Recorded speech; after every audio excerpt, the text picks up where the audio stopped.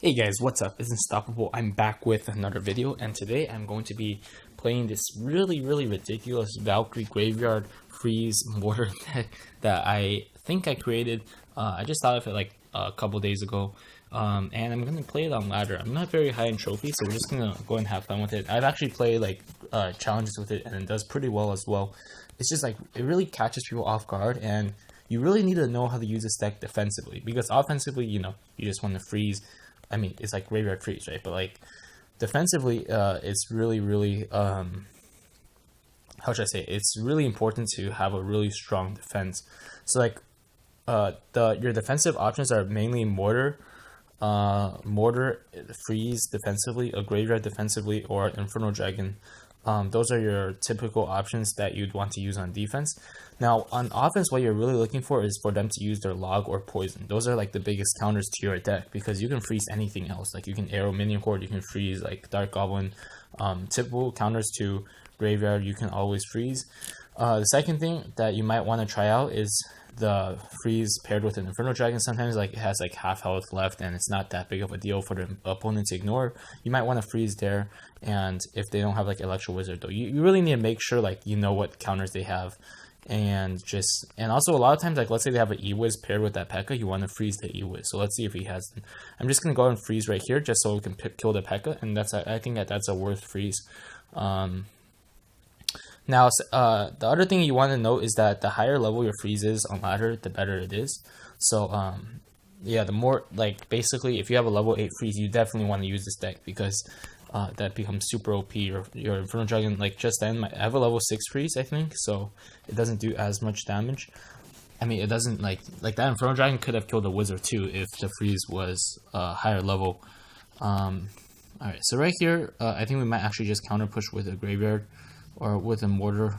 So yeah, the third option you have on the offense is to use the mortar. This doesn't always work. It works better against that's actually really unfortunate for him. His log didn't even kill my dark goblin, which kind of sucks. And yeah, I feel kind of bad for this guy, but whatever. It's like our mortar locks on, and we're able to get some damage. We're gonna put skeletons just to make sure we're not gonna take any hits from that P.E.K.K.A. And yeah, this is just going pretty well. We're just like controlling this game, even though this is definitely not a control deck. This is more like you do really need to play good defense if you want to win with this deck, but like it definitely doesn't classify as a control deck. And yeah, there we go. We should be able to take up the win. We barely took any damage at all. We'll play a few more episodes with play a few more matches with it, and yeah. So like this deck does really well against anything without poison or log typically. Just because like if they do have log, you want to bait it with the dark goblin, and then play a graveyard. Like the thing is, like if they have both poison and log, that actually becomes a really tough matchup. You kind of have to bait both of the poison and the log, and sometimes they'll just save their poison for your graveyard, and that's when it becomes really tough. Oh, I just actually didn't even notice. There we go. We took the tower. I was about to say like I forgot to take the tower, but anyway, there we go. We're gonna be one. There's one win, and yeah, so let's keep going and see who we face next. So we're going to be facing Lin. So right here we have a pretty bad starting hand. Like typically I like to cycle skeletons or Valkyrie or even a defensive mortar, but right here I think I'll just wait a little bit, and if nothing happens I might just arrow his tower. You typically don't want to do that as a starting move, but like in case they have like horde or like whatever, but it looks like he's not going to do much. Okay, so he does have Rascals, so we're going to play our Infernal Dragon and probably play our Valkyrie right on top of those Rascals. And yeah, let's see what happens. Yeah, I might just play my Valkyrie now. And I think I'll use my Dark Goblin to kill that princess. I'm going to play the Dark Goblin up front, and it should be able to take out that princess no problem, and there we go. And our Infernal Dragon should be able to take care of the Dark Prince. And if he didn't play the Goblin King, I think I would have froze there, because I think I know his deck. And actually we have a pretty good matchup, because Mortar is like does usually counter bait. So let's see. Unfortunately right here we're going to have to use our Valkyrie here, and yeah, that's the main issue with bait. We don't actually have any good counters to Goblin Bear. Arrow is a counter, but it doesn't like give you a positive elixir trade like log does, or yeah. And let's see. so we're just going to go ahead and just chill a little bit. We ended up killing that goblin with our dark goblin, and we might just go ahead and cycle another mortar right here. Just try to get a lot of chip damage with the mortar, and yeah, we're just gonna play another one and be ready to, like, the thing is we pretty much always have to arrow his alright, so right here he's probably going to break through. We're still gonna get some hits on the tower, maybe 1 or 2 hits from the mortar, just 1 hit, and I'm gonna let that bandit lock on just because that splits his damage. And I think I might just go in with a graveyard here. Let's see if he has, like, yeah, there's his Rascals. We're gonna just arrow that, and he's probably gonna log. Yeah, he's gonna log, and we should be able to take the tower. I don't know if I should freeze that or not, but okay, there we go. We're just gonna play a defensive mortar, and we should be able to just let's see. Unfortunately, we did take a lot of damage from that barrel, but if we can set up another defensive mortar, then he really can't set up any pushes against us. I'll just play a dark goblin, but let's see.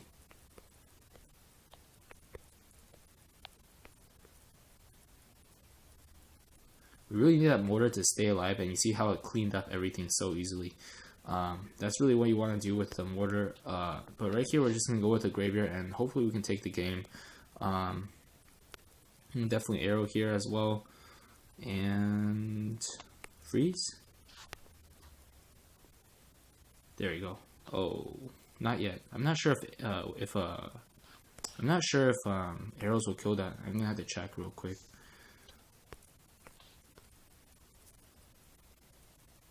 And hopefully our mortar will lock onto that princess and kill it. And let's check how much freeze does. Oh, it does 114. We're just gonna need to play another graveyard and we should be fine. There we go. He's gonna have to spend all his time worrying about that graveyard and freeze, and that should be GG. Good game, well played. So like typically you would say that mortar counters graveyard, mortar counters bait, or like graveyard counters bait, but like in this version you only have 1 spell. Think about it. Like in other graveyard decks you have like 2 or 3 spells sometimes, with like NATO sometimes. Like that makes it such an easy matchup. But in this one it's not the easiest. Like they can definitely outcycle you and get a lot of value with like Goblin Gang and Princess and Rascals. If you like save arrows for their barrels. So I almost feel like bait counters mortar. Unless they have poison. I mean, if they have poison, bait definitely counters this mortar graveyard deck. But if they don't, if they have like fireball, then I think we have like a slight matchup in our favor. So right here, I think I'm just gonna start with the mortar. Like it's like usually a good move when you're playing like mortar bait, but like not the greatest move when you're playing this deck, because your defensive options are like more like you have to set up like a defensive mortar. Right here, we're gonna look out for if we can get like a value freeze or anything. I'm just gonna freeze right here. He has that. Oh, he has that. I was hoping to get a lot of damage with that Inferno. And right here he's gonna have Pump, which makes it very difficult for us. We actually don't have anything to take out Pump. So let's go and just try to set up a push with Graveyard. Hovering our arrows if he has anything arrow to arrow, and I think my arrow here. Well, probably not worth the arrow. We're just gonna play a Dark Goblin in the back. Hopefully he doesn't have enough for a Golem, but I feel like he already saved up enough so that he can play a Golem at the bridge. And it looks like he's not going to, so that's fine by me. I think I might set up a mortar here though. I think that's yeah, it's gonna take the tower and then we'll use the Inferno Dragon to take out that Golem. I don't know if he has like E-Wit. He has Zap, so he probably doesn't have. Alright, so he's not going to have E-Wit, so let's just play our Inferno Dragon and make sure we kill that Golem ASAP. And we're also going to play our Valkyrie on top of that. And there we go. This should be pretty good for us. He's going to fireball that as well, but that's probably an overcommitment. He needs our skeletons to clean up these Golem Knights. Probably wasn't necessary. I think I should have saved those skeletons. But alright, right now we're doing really, really well. I think I'm just going to go in Graveyard here, right here, and freeze everything. And there we go. Unfortunately, I think I should have frozen Night Witch, but if he doesn't watch out, that Inferno Dragon is going to take his tower. He's worrying too much about the graveyard. He's going to end up actually zapping the Inferno Dragon, so well played by him, watching out and being careful. We're going to play a Dark Goblin in the back. I don't think he has enough for a Golem yet, but there's the Golem. And I think I'll just play an Infernal Dragon in the back, and yeah, see, like, look at the defense of this deck. It's like all about the defense. Sometimes you even want to use a defensive graveyard. Like, actually, that's like the best move that you can make sometimes. I'm just gonna play a Valkyrie right here, and freeze as well. The freeze makes it so that my mortar can get a few more hits on those support units, and then we can just, like, look at this. Look how we just cleaned up that entire push just with like that defensive freeze, the mortar, the dark goblin. Like just like the cards synergize so well. Like sometimes the defensive graveyard is more used if you need to fight giant double prints. It's like a really strong move. But yeah, there we go. We're at 42-39. Let's keep going, and hopefully we don't face any hard counters. Expo is also kind of a tough matchup. Like you only like really have the mortar to play like defensively against it. Like sometimes Infernal Dragon can get a lock on, and that's really good for you, but otherwise, not really. Oh, this might be Expo. Might be Expo 2.9. We'll see. A lot of times I just like to start with a defensive mortar. It really does look like Expo 2.9. So we're gonna have to look out and see whenever he uses a log. That's when we want to go in with the graveyard. But you really can't overcommit against Expo because they can punish so hard. Actually, it might not be. Might not actually be. I actually should have used I really should have used that right there. I should have used the Valkyrie a little bit higher because we're gonna have to use a mortar right here. This is actually a really good optimal placement for the mortar if you have to play it like really reactively, because then it still gets a hit on the tower or even two hits. Like in this case, you might get 2 or 3 hits even. There we go. We're gonna get 2 hits, which is really value. And let's see, so he's gonna play archers. So it doesn't look like an Expo deck, actually. I was wrong. But yeah, so let's see. We're gonna go ahead and take out that archer, and then we're gonna go in with the. I'm thinking of just going with the graveyard right here, since he just used archers, which is the best counter to graveyard. I might even freeze here to get some value. And no, I don't think I'll freeze here. I think I'll just play a Dark Goblin in the back and then play a defensive mortar and hopefully try to defend this next push of his. So whoever gave me that emote, thank you. I actually really like the new emotes. They're pretty fun to use. Actually, that might not be the best mortar just because he's able to. Alright, we might actually need a defensive freeze here. Nope, looks like we don't need a defensive freeze. We're good. Alright, now yeah, so this is actually really good for us. We can just show I mean, we barely took. I don't think we took any damage on the tower besides like probably like I don't know what he did, like a log or whatever.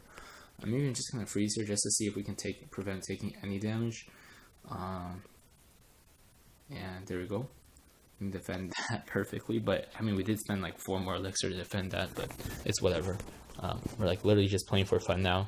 Hopefully our mortar's gonna target that Tesla and take it out. There we go. And I'm just gonna cycle Infernal Dragon in the back and probably arrow these fire spirits. Like honestly, like, at this point, game's pretty much over. Like I'm just gonna play a defensive graveyard right here, and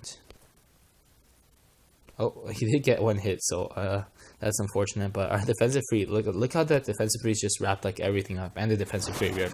Like typically that push would be super hard to defend, but defensive graveyard like provides so much skeletons to distract like E-bars, Prince, anything like Dark Prince. It also does a lot of damage to tanks like P.E.K.K.A. And there we go. So we're gonna go ahead and do one last match, and hopefully we can get to 4,300. And unfortunately, it doesn't look like we're gonna get to 4,300. We might do one more match just to get there, and then yeah. So I really love this deck. It's like super strong.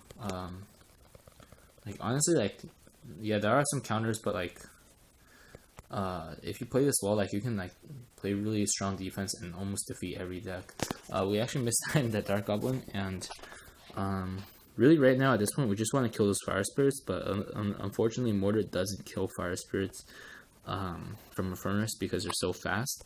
And yeah, we're gonna just play an Infernal Dragon up front. Like let's say he tries to like, I don't know, like play Neewoods at the bridge. I'm just gonna freeze that because that's worth it. It's like you have to kill that giant. Oh shoot, I really wish I had. This is actually a pretty bad situation. There we go. We're gonna end up killing that all, but he's gonna cycle another furnace. We're gonna have to try to use our Dark Goblin and see if we can stop the next waves of Fire Spirits. Unfortunately, he's going to be up by a ton of elixir right here. I'm not really sure how I'm going to defend it. I probably won't be able to, just because it's like so much spam and like we can't. Yeah, it's going to be very hard for us to deal with this. I'm going to play this up front, and yeah, those bats are going to absolutely destroy us.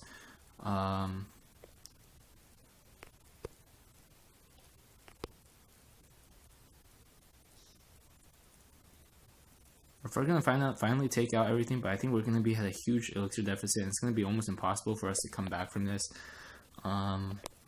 Let's see if we can just. I'm really not sure how we can defend this right now. I think I'll just let those Fire Spirits take our tower and try to take his left tower, and see if we can catch him off guard with a Valkyrie graveyard push. But yeah, this is actually just really unfortunate. Just gonna go ahead and freeze everything right here. It's okay if we don't freeze. Oh, I wish I froze the Inferno Dragon now, because then the Valkyrie would get so much damage. But yeah, I think that's going to be GG. Unfortunately, we are going to take a loss here, playing against a pretty bad. Like, this is a really bad matchup because he has bats, and bats, like, we don't have any answer to bats. And the Night Witch adds like injury to insult. Yeah, that's going to be GG. Good game.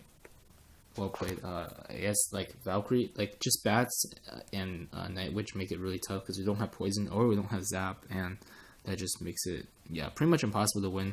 We're gonna go and try to do one last match and see if we can end on a W, and then I'll stop right there.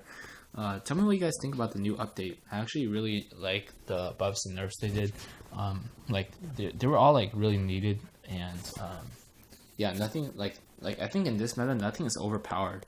I only think that Mortars may be a little bit overpowered, but nothing really else. And the Prince nerfs, like they were pretty good for the game because like Giant Double Prince is like super strong. I actually hate like facing Giant Double Prince just because it's like pretty skillless, and yeah, so we're gonna just use a defensive mortar against that. Use a Valkyrie here and take out that princess. One hit. And yeah, let's see what we're facing here. So we're going to be facing Inferno Tower. Okay. I think I'll just use a Dark Goblin because the Dark Goblin outranges the Inferno Tower. So it should be able to take out that Inferno Tower from a distance. If he uses a log, I think I might just go in for Inferno Dragon and the Graveyard because he kind of overcommitted.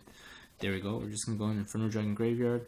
See, is he really going to support that with a hog?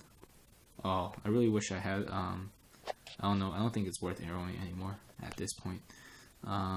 He also zapped, which is a little bit definitely overcommitting in my opinion. We're gonna use our mortar whenever we see that hog. We're gonna use our mortar defensively. Actually, I could have placed that mortar one tile to the right because that hog was not placed in the pig push position. And yeah, so we're gonna end up taking out that hog again. Just an equal trade. And we're gonna do the same thing hopefully, and when we get the double elixir we'll be able to arrow the skeleton army. This is like literally just like the same pattern. He might use an Inferno Tower again. Okay, this time he's gonna use a Knight. Interesting. So I think he's gonna try to outcycle me, so I'm just gonna play an Inferno Dragon in the back. Oh shoot, I misplaced the Dark Goblin, but he's probably just gonna log that. Yeah, so that's not the worst thing. Like it's probably like pretty much just wasting one elixir. Weird zap by him. We're just gonna play skeletons on top of that one archer, make sure that's not gonna get any damage. I might just play a mortar up front, just make him like spend an Inferno Tower to defend that. Let's see. Alright, we're gonna get like 1 or 2 hits from mortar, so not too bad. He's gonna play a princess, which is gonna get killed by the. I don't know. I think I probably didn't need to. Yeah, I didn't need to play those arrows right there. Right here, it's just nothing's really happening. He's actually gonna play defensive mortar to kill those archers, and like, yeah, nothing's really going on right now. Let's see.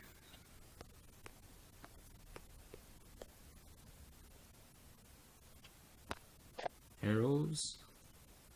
Oh wow, he didn't play.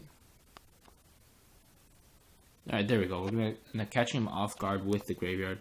He played everything too late. The freeze was a little bit wasted, but it did allow my skeleton army to kill his princess. But it's pretty much GG at this point. He's not gonna break through this defense. We're just gonna play skeletons up front, and it's a good game. well played. Hope you guys enjoyed that episode with the crazy deck. It actually works really well too, so give it a try and see if you can't catch some opponents off guard.